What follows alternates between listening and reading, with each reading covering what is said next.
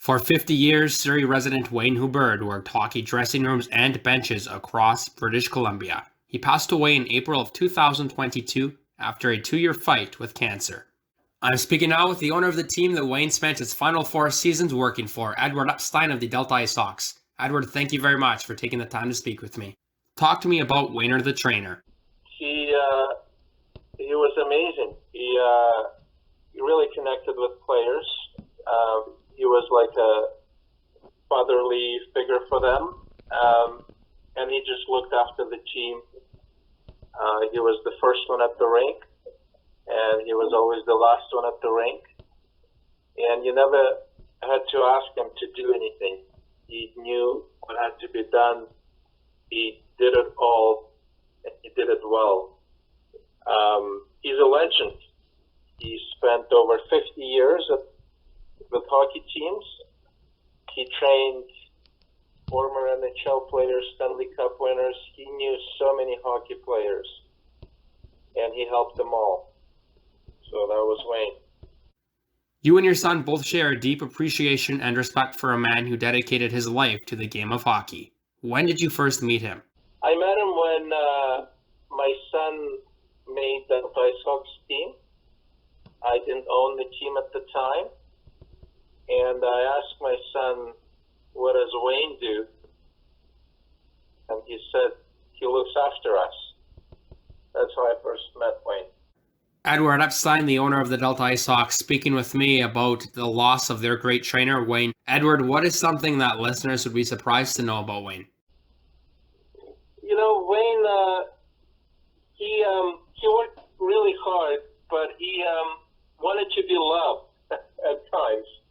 And that love, you know, and so yeah, he would get to the point where he felt tired, he felt overwhelmed, and sometimes you just, you know, had to tell Wayne, you're doing an amazing job.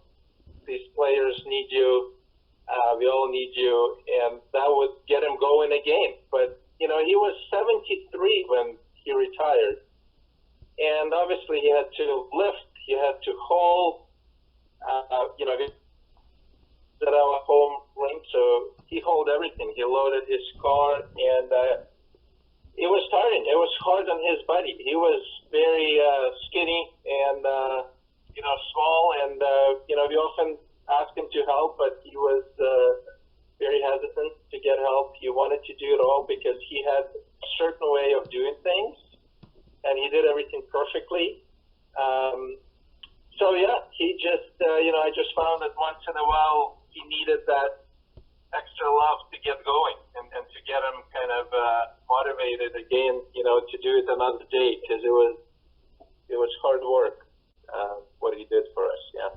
Beginning in the 1969-70 season with the Kelowna Packers, he spent the final 4 years of his 50 years as a trainer with the Delta Ice Hawks. What was it like having him on board? It was a blessing. You know, someone like Wayne could never be replaced, and you could not find another Wayne. He was just very experienced. He could read the players well. He could talk to players. It was just, we were really blessed having him for his last 4 seasons of his, you know, hockey life. He was fully dedicated to hockey. He didn't like to lose, and he was just a great guy to have around the team. He was really that, you know, that glue that holds the team together.